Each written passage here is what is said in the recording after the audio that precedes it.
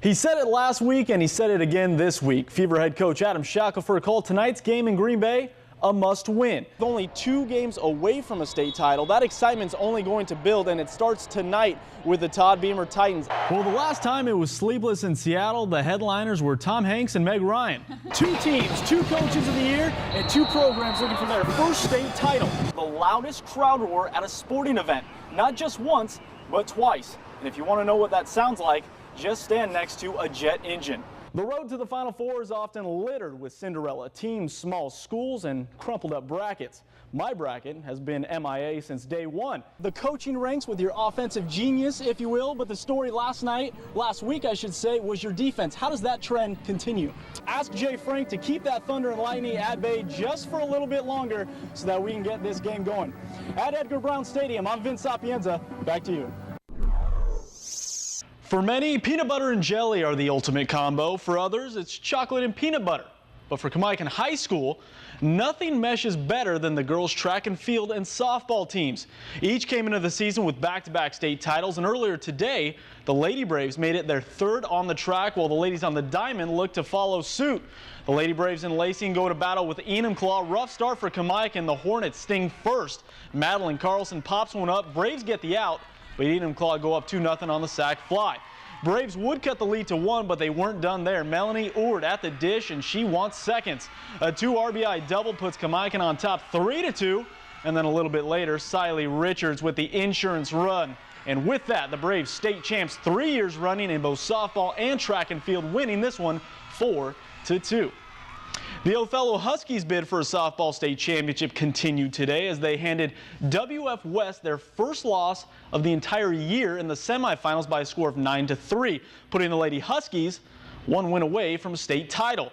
Taking on Lake Washington, Othello coach Rudy Ochoa looking for his 4th state title in 19 seasons. In the 4th, the Kangaroos already up 1, and they add to it here. Kim Valdez slaps it to right.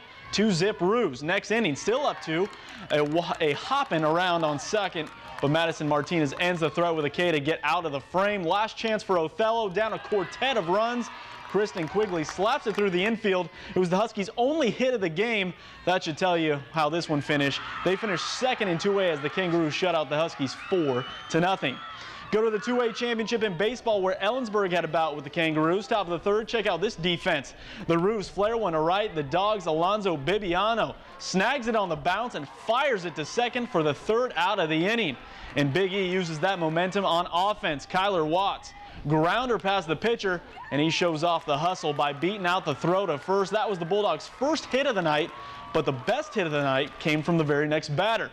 Junior Ledger gets a whole lot of that one. A 2-run shot over the Green Monster and left. Ellensburg take the lead 2-1 after 5, and that would be all the Bulldogs would need as they are your 2A state champs 2-1.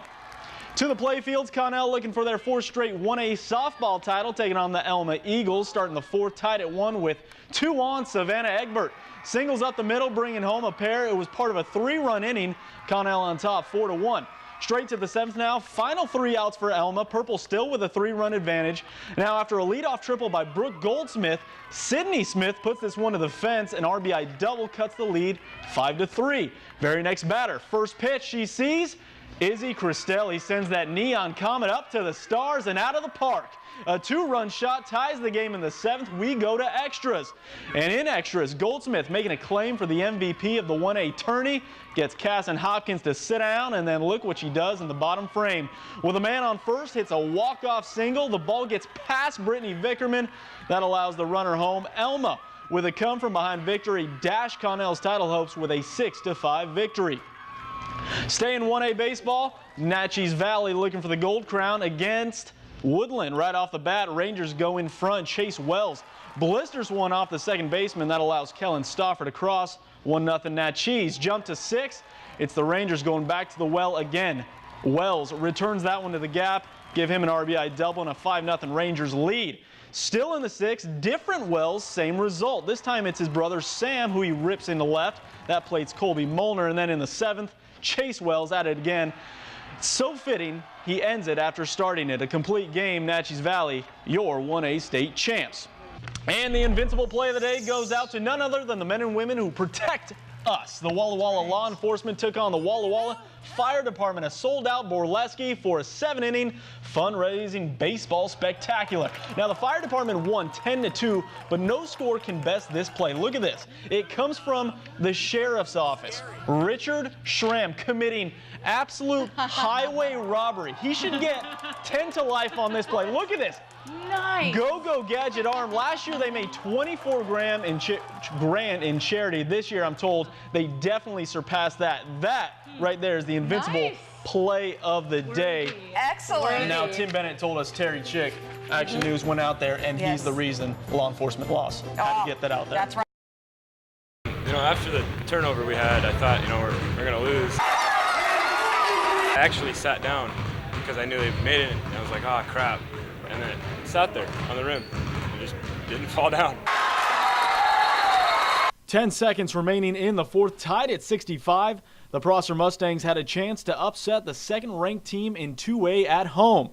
But a Mustang turnover gives the Greyhounds a golden opportunity to end it in regulation. What seems like an easy layup turns into the most bizarre non-buzzer beater ever seen. I call it the Halley's Comet shot. I've been around basketball since I was 2 years old, and I have never seen anything like that. It was a finish most have and will never see, and one that could not be replicated. There's no way. Yeah, there's pretty much no way. Even weeks after it happened, it has become customary now for the Mustangs to start practice trying to replicate the shot. Oh yeah, we try every day in practice, and it doesn't happen. So I took it upon myself to show them how it's done. Easy as that. Come on, boys. Let's try again. Sure, it took a ladder and a few tries to get it to sit still, but it still works. I'll never forget, and I hope the kids never forget also. Now, it may be hard to forget thanks to Case and Blair uploading it to YouTube.